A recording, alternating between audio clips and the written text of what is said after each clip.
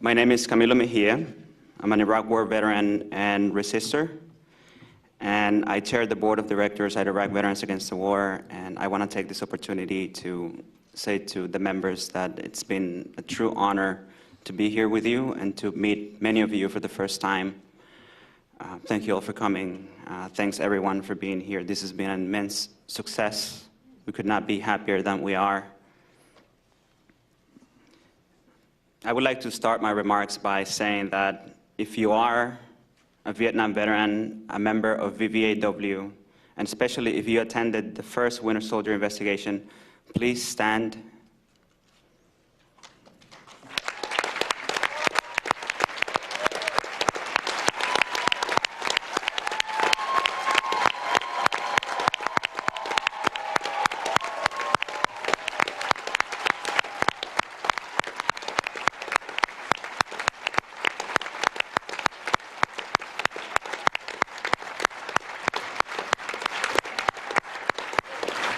Thank you.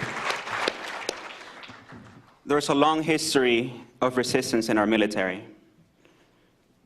but it is because of your leadership and your strength and your resistance that we stand here today.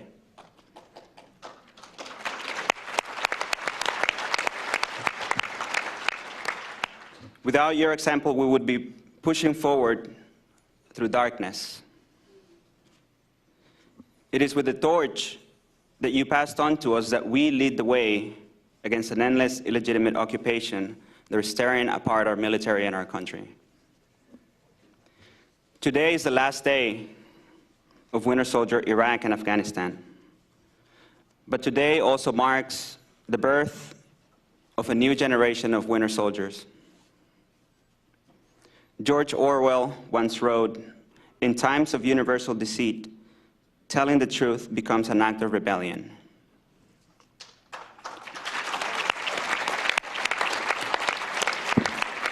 We live today in times of universal deceit. But throughout the past 4 days, we have witnessed firsthand accounts that challenge that universal deceit. Iraq Veterans Against the War has become a source of stress to the military, brass, and to the government.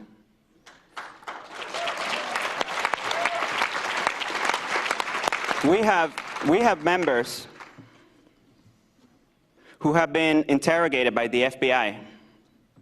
We have members sitting in this room who have been incarcerated for being conscientious objectors. We have been incarcerated for standing up to and saying no to command rape and sexual discrimination. We have members in Iraq Veterans Against the War who have been prosecuted for being publicly critical of our government's failed war policies. We have become a dangerous group of people, not because of our military training, but because we have dared to challenge the official story.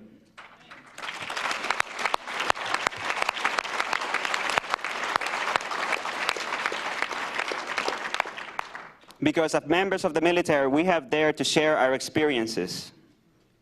Because we have dared to think for ourselves. Because we have dared to analyze and be critical. Because we have dared to follow our conscience. Because we have dared to go beyond patriotism to embrace humanity.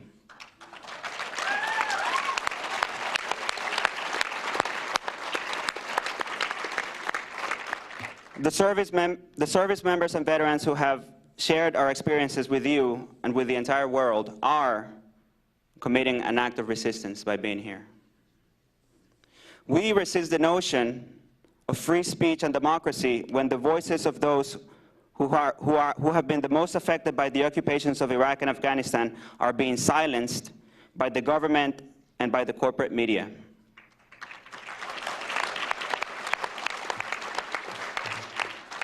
We refuse the notion of nation building in Iraq when our levees are breaking at home and our people are drowning and when our own bridges are falling down.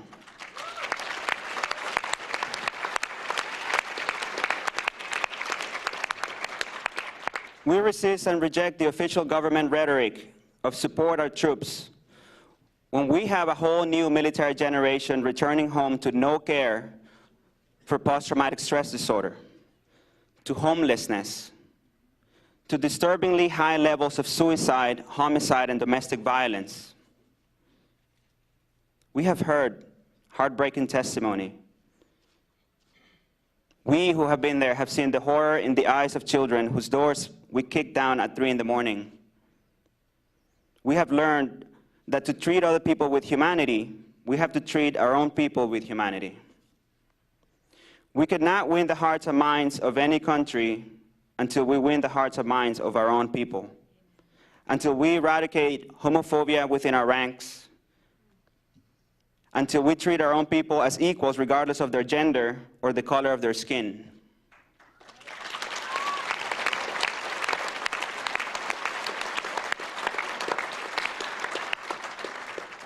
You have heard our 3 points of unity. Immediate and unconditional withdrawal of all occupying forces. Full benefits to all military personnel. And reparations to the people of Iraq so they can rebuild their country on their own terms. We at IVAW are not going to rest until we achieve these 3 goals.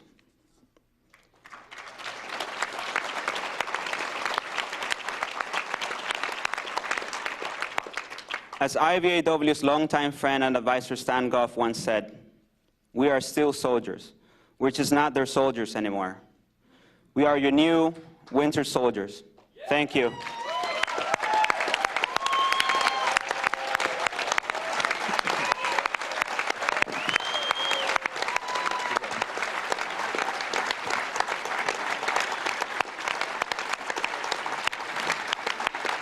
Thank you.